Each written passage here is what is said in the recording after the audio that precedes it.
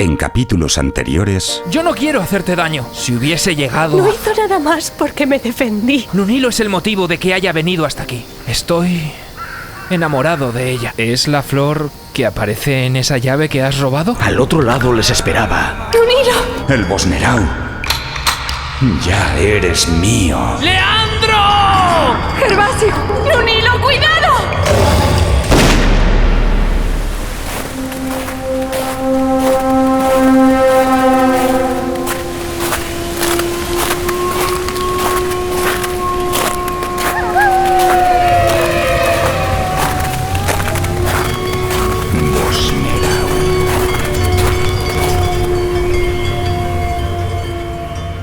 Capítulo 5.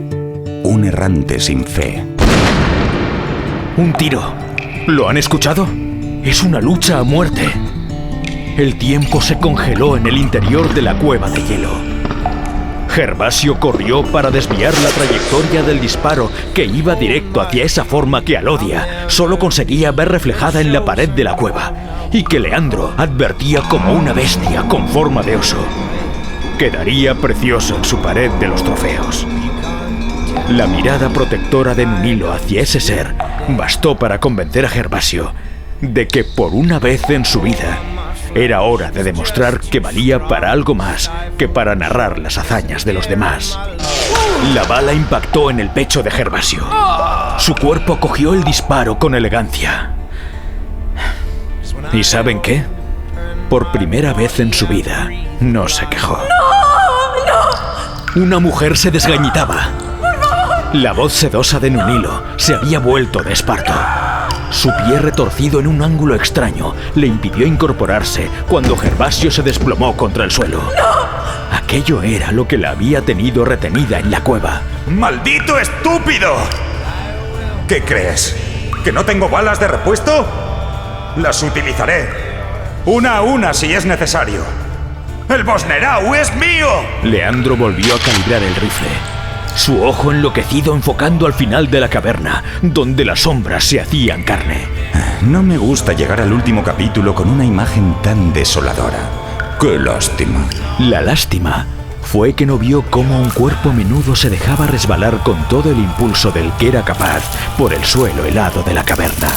Un golpe en el tobillo y Leandro de repente se encontró en el aire, tratando de encontrar algo a lo que aferrarse antes de caer de espaldas contra el hielo. El rifle dio una vuelta de campana y aterrizó en las manos de su nueva dueña. Aquí, el único que da lástima eres tú. ¿Leandro? Su cabeza había golpeado directamente contra una de las estalactitas de la cueva. De pronto, todo quedó en silencio.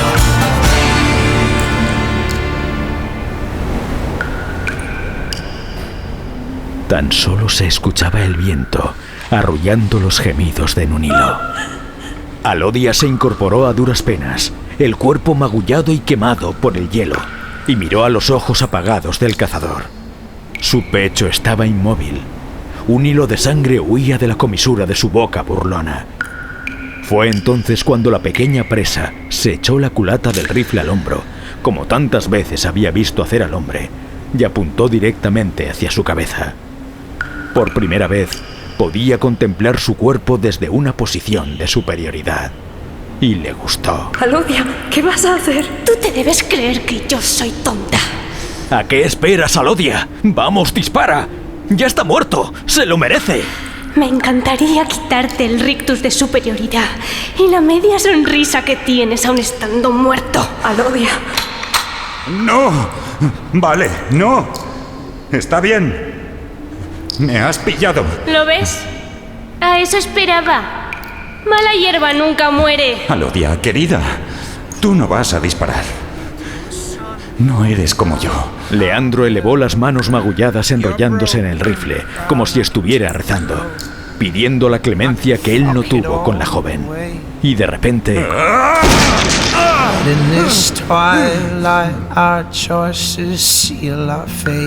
Gracias a Dios no soy como tú. Todavía sé amar, pero puedo aprender a odiar. Deja de subestimarme. Esta ha ido a la pierna, porque esto pesa mucho y no controlo. Has tenido suerte de que no haga Diana en el centro de tu ser, porque con eso piensas. Pero la próxima vez no dudaré. Alodia, ayuda, por favor. Eso es. Ahora te estás ahí un ratito quietecito sin molestar. Ah, y esto me lo quedo. No os preocupéis por mí. Estoy bien. No es momento para hacerte el héroe. Me han disparado. Sí, es el momento. Es mi momento. Nunilo, mi amor. Tienes que escapar de aquí. Juntas podéis. No miréis atrás. Casi tengo el pie recuperado. Pensaba esperar unos días más, pero habéis llegado antes. ¿Cómo dices? Él me cuidó. ¿Quién es él? A estas alturas, puede que se pregunten qué era lo que había llevado a Nunilo hasta esa cueva de hielo. Ese monstruo al que habían perseguido, del que todos habían huido. ¿Acaso no lo veis? No podría hacer daño ni a una hormiga. Es un anciano. Un viejo ermitaño que vive recluido en esta cueva. No puede hablar. Solo se comunica con esos sonidos. Su pelo canoso ha crecido tanto que le da un aspecto salvaje. Su barba llega hasta el suelo y ha conseguido protegerse del frío con su pelo. Ha sido él quien ha cuidado de mí estos días, quien me rescató el día de la luz.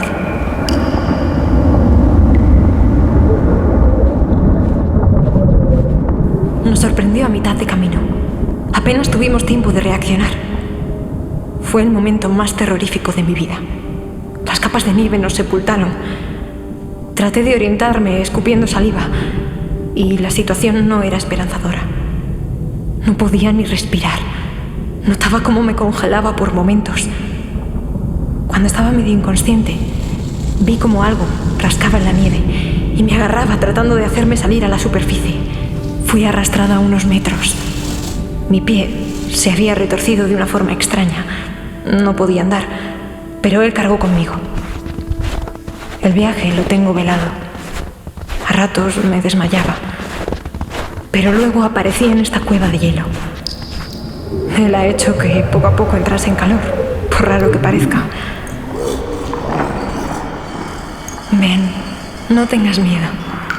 Son mis amigos. No te harán daño. Primero, pensaba que era algo más que un amigo. Bueno.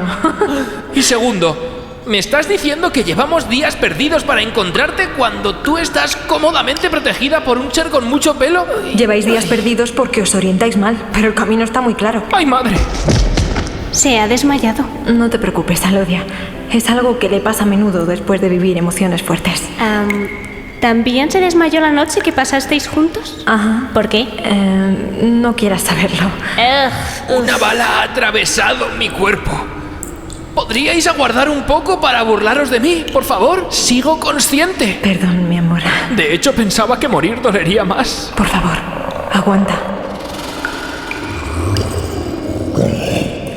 Hay cosas que no entiendo. Encontramos un rastro de sangre. ¿Fue ese monstruo? No, por Dios. Habrá sido otro animal, el Bosnerau. No. Pero si, como dices, es un anciano, no ha podido cargar contigo. ¿Por qué te salvó a ti? Otras 12 personas murieron ese día. No lo sé. Hay muchas cuestiones que no alcanzo a entender. Jamás pensé que la leyenda vendría a mi encuentro. Pero solo sé que me necesita. Tengo que estar a su lado. Creo que no le queda mucho de vida. Aúlla con dolor. Pero Alodia está confundida, mareada. No es capaz de ver nada donde su hermana ve al ser. Solo si mira en la pared cavernosa es capaz de distinguir la sombra de un ser de grandes dimensiones. Solo eso, una sombra. Se siente ciega en un mundo de luz, una luz que solo es atisbada por Nunilo y su bondad. ¿Qué sucede? Hay sangre. Y no es de Gervasio. El Bosnerau está sangrando. Nunilo se incorporó y corrió a abrazar al ser. Pero no puede ser. Gervasio frenó la bala. Está muriendo. No. Por favor. Gervasio, ¿tú ves lo que dice Nunilo? Yo veo un bulto acurrucado contra el fondo de la pared, pero no parece un anciano desvalido. Aunque tiene pelo, es semihumano y parece más joven, fuerte, que respira pesadamente. Sí, parece que agoniza. ¿Y tú, Leandro? A mí Dejadme en paz. ¡Colabora! Ya os lo he dicho. Para mí es una especie de oso gigante enorme. Un monstruo feo, podrido, extraño. Y quizás sea eso lo que tienen las leyendas, que por más que tratemos de contenerlas en un cuerpo único, siempre se metamorfosean en función de quien los mire. Nunilo se acurrucó contra el monstruo y, acunándolo, comenzó a calmarlo. Estás ardiendo, querido. Le puso hielo en la frente. Lo sosegó. Mirarla era como ver a una enfermera de otro mundo. Un hada madrina que acompañaba en el tránsito hacia otro lugar lejano. La leyenda se lleva a mujeres y niñas, pero buscaba a una en concreto para hacerle lo que le hizo a su amada. No buscaba venganza, buscaba a la hija de Añisclo. Buscaba a la mujer de la que se enamoró para poder descansar en paz, irse con la conciencia tranquila, o alguien que se pareciese. Te buscaba a ti. La historia se repite. Solo quiere descansar. Pero si él muere, la leyenda morirá con él. ¿Quién cuidará del valle? Él ha sido quien se encargaba de alejar a los maleantes, de cuidar el ganado. Él enseñó desde el inicio de los tiempos cómo pastorear, cómo hacer que los humanos convivieran con la tierra sin destruirla. Siempre pensamos que fue un monstruo, pero no es así. Me ha enseñado su modo de vida, he sentido el peso de su sabiduría, pero esta no puede quedar atrapada en esta cueva de hielo. Mientras Nunilo acompañaba al monstruo en sus últimos instantes de vida, mientras ese ser se perdía en la calma de su hermana, Alodia se acercó a Gervasio, que cada vez estaba más vivo. ¿Alodia? Quizás me mates, pero puede que la bala no me haya dado a mí. ¿Y por qué sangras entonces? No queda mucho tiempo. Antes de que sea tarde. Antes de que se consuma la última vela. Y quizás sea eso lo que nos enseñan las leyendas, que cuando una perece, otra debe renacer. Todavía hoy me pregunto sobre muchos de los sucesos del bosque, de la magia de esta tierra que me acogió. Ni siquiera encuentro explicación para muchos de los sucesos vividos en el interior de la cueva de cristal, de esa tumba de hielo en la que el Bosnerau cerró sus ojos para siempre. ¿Y qué hacemos con...? Yo cargaré con él. Nunilo, ayúdame, por favor. No vamos a dejarle aquí para que se congele. Toma, tu belleza. ¿En serio? ¿Me devuelves el arma? A ti te queda muy bien. Está descargada y tienes una herida en la que puedo hurgar. Una vez Nunilo hubo llorado la muerte de su peculiar amigo, procedieron al descenso, rumbo a casa, por fin. Sí, Gervasio también. Había sangre en su ropa, pero no se atisbaba ninguna bala en su carne. Nunilo guió el descenso hacia la realidad durante unas cuantas horas. Atrás quedaban las horas de encierro en mitad de la libertad. Atrás quedaban poco a poco las paredes de hielo que reflejaban monstruos multiformes. Atrás quedaban los miedos y las setas con sus alucinaciones. Fue divertido, pero había algo que permanecía.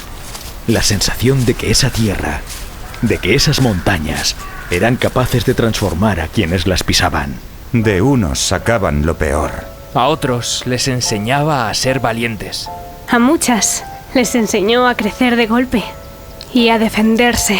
Y solo a unos pocos, con mucha suerte, les enseñaba a amar. ¡Miren, miren! ¡Ya llegan! ¡El pueblo está esperándolos y están eufóricos! Al fin y al cabo, queda algo por resolver. ¡Están ahí, están bien! Y por vengar. ¡Milagro! ¡Es un milagro! ¡Estáis todos vivos! Aquí están. ¡Los cuatro! Pero... ¿cómo? Es una larga historia, padre. Tendréis tiempo de contarla cuando regresemos al pueblo. Me congratula vuestro regreso, queridos amigos. ¡Y a nosotros! ¡Y a nosotros! No tan rápido. Quizás no era euforia lo que reflejase en sus rostros. Exaltación. Sí. Enfado. Aquí hay una cuestión que nos afecta a todos. Marqués. ¿Cómo olvidarlo? Hemos sufrido una terrible profanación. Alguien se ha llevado algunos de los huesos del santo del relicario de la iglesia, de un valor incalculable. Y sentimental. Ave María Purísima. Sin pecado concebida. ¿Y a nosotros qué nos cuenta? Hemos estado atrapados en el maldito bosque desde hace días. El relicario apareció desparramado en el suelo de la iglesia el día que vosotros desaparecisteis. No encuentro la llave por ningún lado. El marqués bajó la mirada hacia el suelo, con un pozo de culpa. Es muy sencillo. Quien tenga la llave es el culpable de semejante osadía. Como un lobo hambriento lanzó una mirada de regocijo a Lodia, quien instintivamente comenzó a retroceder hacia atrás, negando con la cabeza, cada vez más lívida. Parecía a punto de desmayarse entre los brazos de Nunilo cuando Gervasio dio un paso al frente. Si me permiten, esa elucubración carece de cualquier tipo de sentido. Quien tenga la llave no necesitaría romper el relicario para llevarse los huesos. Por tanto, quien tenga los huesos será el culpable. Algo me da en la nariz, a juzgar por la actitud vengativa de sus rostros, amigos, que los únicos sospechosos que restan somos nosotros. Por tanto, me presto voluntario para el cacheo en primera instancia. Regístrenme y terminemos con esta falta de respeto. El marqués comenzó a registrar a Gervasio, el cargo de conciencia visible en su rostro apesadumbrado. Tras unos instantes de manoseo procedimental, declaró: Está limpio. Bien, le ayudo con el siguiente. Leandro, por favor, levanta las manos. No van a encontrar nada. ¿Y qué es esto? El marqués se detuvo en el bolsillo derecho de Leandro. Lentamente extrajo el motivo del hurto. Unos cuantos huesos manchaban ahora la mano del marqués. ¿Qué? ¿Cómo? ¿Cómo has podido? Yo confiaba en ti. Tiene que haber algún error. Yo no he robado nada. Jamás me atrevería a cometer semejante sacrilegio. Y por una vez en su vida, decía la verdad. Alodia buscó la mirada de Gervasio sin comprender nada, todavía temblando de miedo. Este le devolvió la mirada y le guiñó un ojo cómplice, lo que la desconcertó todavía más, porque lo que nadie nunca supo es que la mañana de la luz, cuando Alodia le robó la llave a Leandro sospechando que tramaba algo con el marqués y tomó el relicario. Yo estaba ahí, observando todo. Porque yo, al igual que Leandro, también había asistido a misa aquel día. Me encontraba rematando mi crónica cómodamente al cobijo de las vidrieras cuando mi pluma resbaló y rodó por debajo de uno de los bancos. Me agaché para recogerla y por una cuestión de azar escuché algo que no debía. ¿Dónde guardamos los papeles? Fue entonces cuando agudicé mi oído y escuché la extraña conversación que mantenían el marqués y Leandro, al igual que lo hizo Alodia. ¿Estás seguro? ¿El relicario? Usted es el padre Josep. Le conozco bien. Usted es el marqués. Contemplé mudo cómo la acusaban de loca. Me mordí la lengua para no salir en su defensa, pues sabía que si nadie se percataba de mi presencia, eso jugaría a mi favor para desvelar el chanchullo. Hija mía, no sé de qué me estás hablando. El marqués está haciendo sus quehaceres, preparando todo para las visitas en el valle. Esperé a que Leandro saliera de la iglesia y se llevara, con la fascinación que despertaba, a las chismosas lejos del templo. Estaba a punto de descubrir mi posición y acercarme a Alodia cuando vi cómo recogía hábilmente la llave del suelo y se dirigía a desenmascarar ella misma el misterio. ¿Qué tramáis? Miró a un lado y otro, cerciorándose de que no había nadie que interrumpiera su pequeña hazaña. Escuchó un ruido que la hizo ponerse en tensión, pero no vio a nadie entre la semisombra de la iglesia. ¿Alguien la observaba? Por supuesto, el sonido que escuchó Alodia y que la hizo saberse espiada era yo. Intentaba por todos los medios no delatar mi momento de alparceo. No se detuvo a pensarlo demasiado. Con premura, abrió el cristal que protegía el relicario y con las dos manos sostuvo el objeto ante sus curiosos ojos. Fue entonces cuando reparó en que la llave tenía un grabado muy peculiar. Es como la flor de mamá. Esto tiene que verlo en un hilo. Pero la avalancha interrumpió su descubrimiento. La sacudida de tierra provocada por el alud la pilló desprevenida y el relicario se le resbaló. Cayó al suelo, roto. La culpa hizo que se separase rápidamente del relicario. Su mente le hizo pensar que si la descubrían, la culparían a ella de haber roto una de las mayores reliquias de su tierra y que todo el peso de la justicia caería sobre ella. Creyó que no admitirían una explicación. Simplemente se asustó. Con ese miedo jugó Leandro. No tardó en darse cuenta de que la llave que le había dado el marqués no estaba donde debería estar. Instantáneamente pensó en Alodia. Procuró por todos los medios acercarse a ella para recuperarla y salvar los misteriosos papeles. No se preocupen, ya he organizado una partida de búsqueda. Si me lo permite, Marqués, correré con todos los gastos. Lo que sea necesario para rescatarlos. Es mi deber moral. Gracias. No hay de qué, pequeña. Lo intentó con diferentes argucias. Jugó a ser amable para granjearse su devoción, pues era la única que sospechaba de sus malas intenciones. La tentó con mentiras. ¿Quieres saber lo que hablamos el Marqués y yo? ¿Quieres saberlo? Era una sorpresa. Para todo el pueblo. Estamos planeando el mayor evento que se podría dar en Ordesa. Una manera de proteger la flora y la fauna de este lugar. De este paraíso. Y por supuesto, con amenazas. Midiendo hasta dónde la culpabilidad podía hacer que Alodia confesara que ella tenía la llave que tanto le interesaba. Quizás estés tan empeñada en ver maldad simplemente porque tu cabecita no está tranquila. ¿Qué te atormenta, Alodia? ¿Qué ocultas? Nada.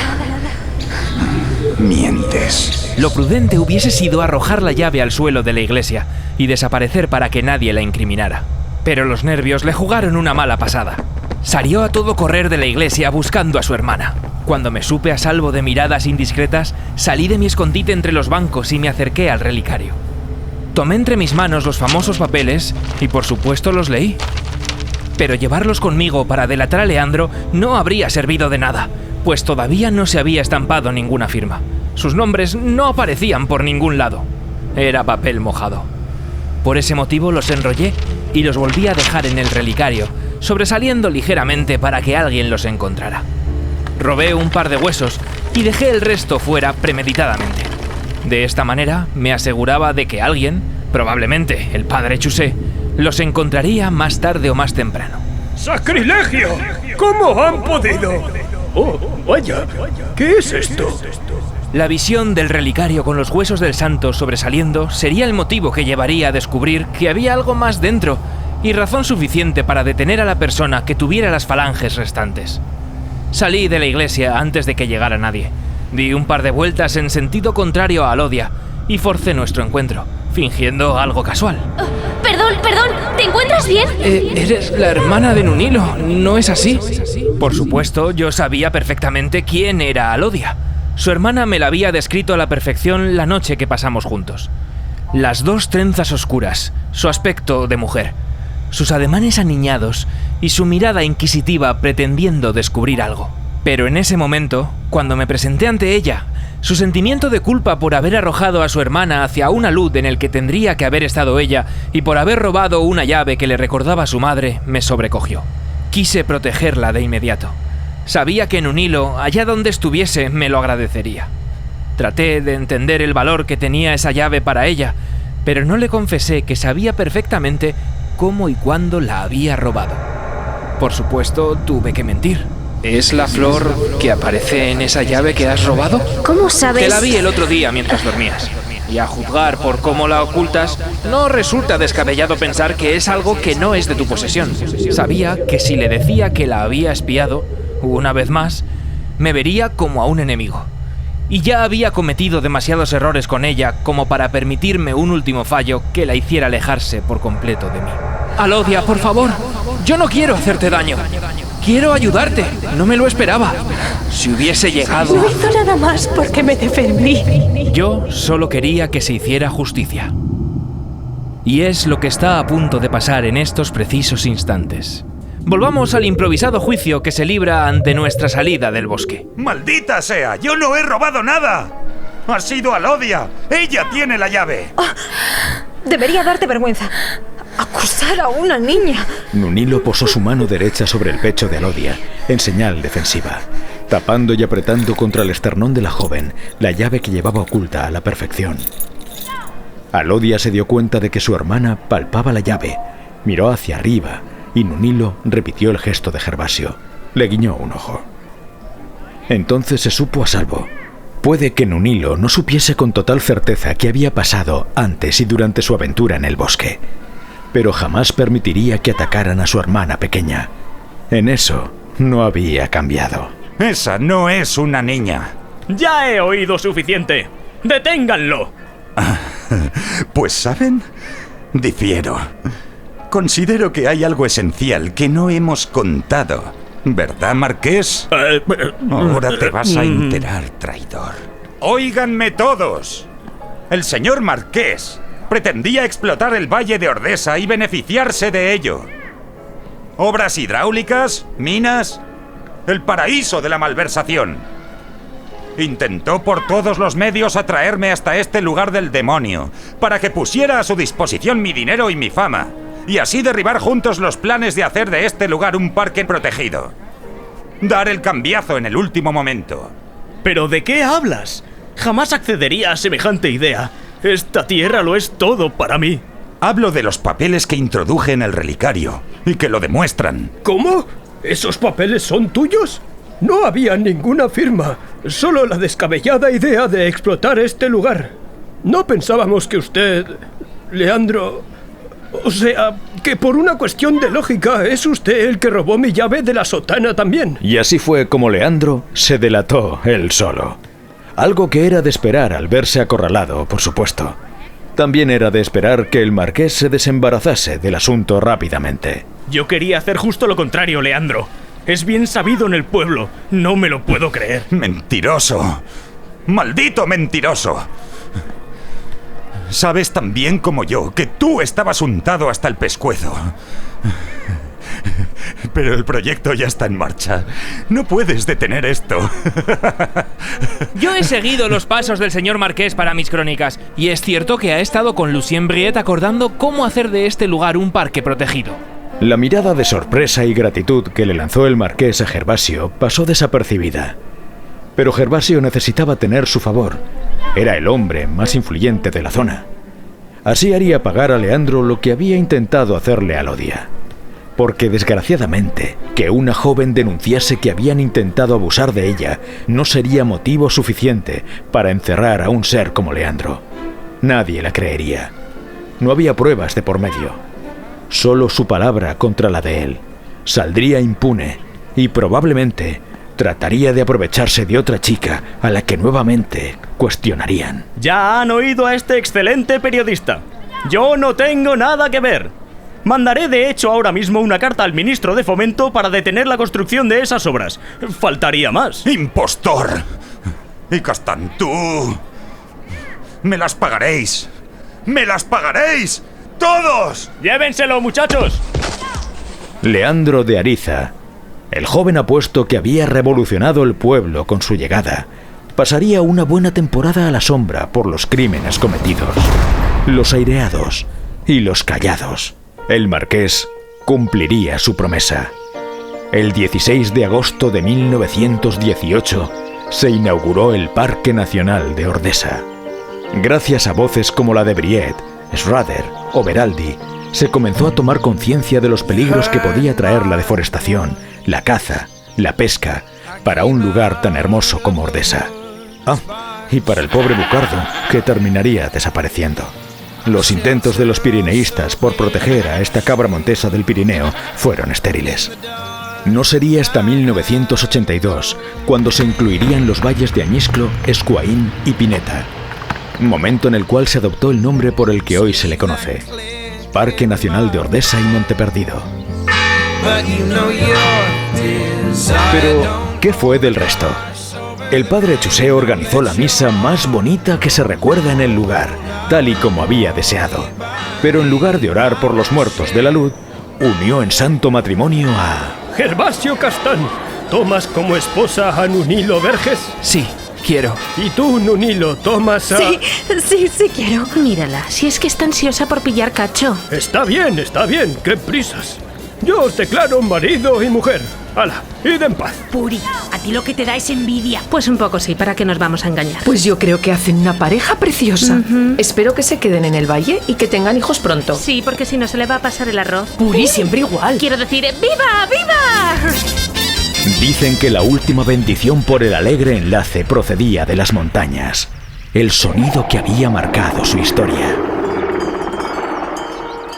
Aquella era la llamada definitiva. Así fue como el chico de la ciudad el urbanita, el que no sabía ni cómo hacer sus necesidades en mitad de la montaña, se convirtió en parte de ella para siempre.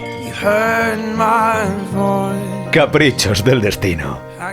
Gervasio entendió que por mucho que pretendiese alejarse del valle, ahora tenía una misión que cumplir.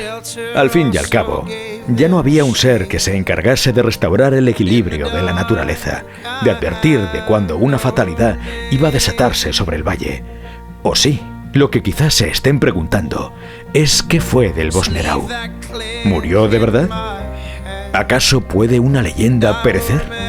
El nombre de Gervasio Castán se convirtió en leyenda al tiempo que lo hizo el del Bosnerau. Días después de la boda con Nunilo, desapareció de la faz de la tierra, puesto que así lo había querido la historia. A los ojos del mundo, Nunilo quedó pronto viuda. Gervasio jamás regresaría a Zaragoza, jamás entregaría en mano las crónicas de esas aventuras. En su lugar, de entre lo más profundo de la montaña, llegarían hasta el periódico unos misteriosos artículos anónimos que hablaban de cómo se debía proteger la naturaleza y que denunciaban los ataques que se querían perpetrar contra los Pirineos. Porque ese monstruo legendario, gracias al que fuera Gervasio, recuperó su voz, aunque nunca dejó de aullar para denunciar las injusticias y alejar a los maleantes.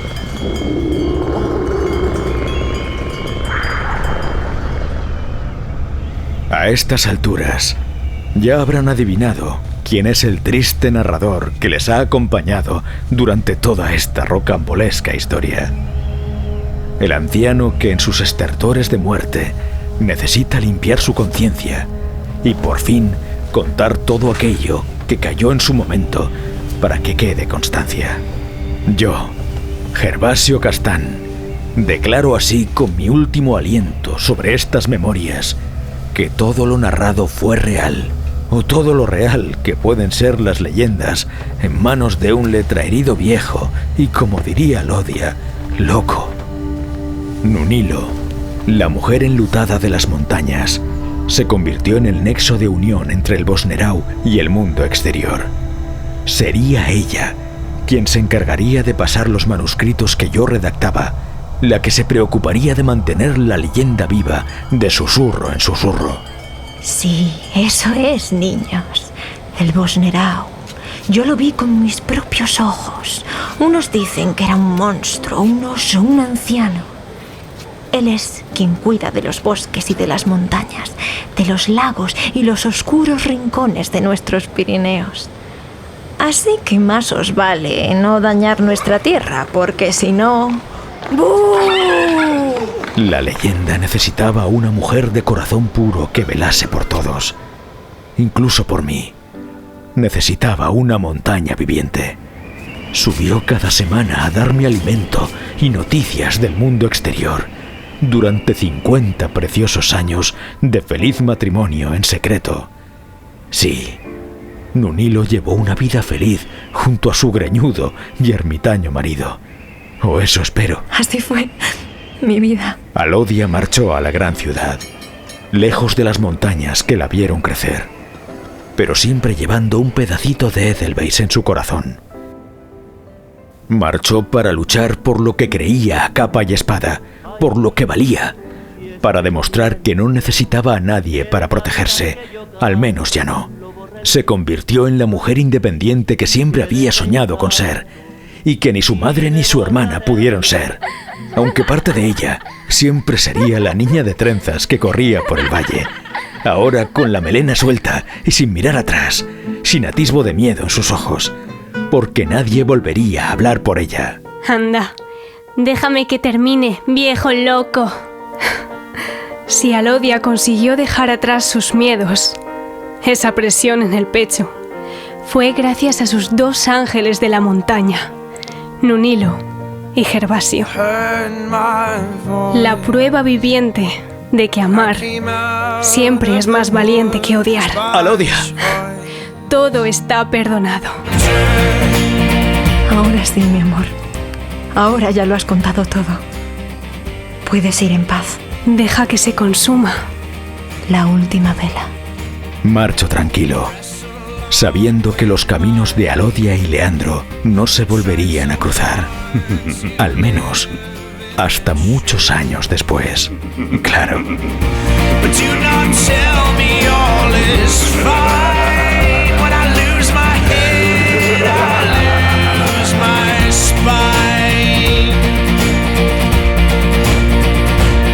En esta ficción sonora han intervenido Arantxa Antón como Doña Pilar, Sonia Pasamar como Señora Orosia, Marta Valdearcos como La Puri, Xavi Hernández como Padre Chusé, Eduardo Sanz como El Marqués, Leire Gonzalo como Nunilo Verges, Juan Vicente como Leandro de Ariza, Aurora Martínez como Alodia Verges, Miguel Remiro como Gervasio Castán, con la colaboración especial de Enrique Gracia.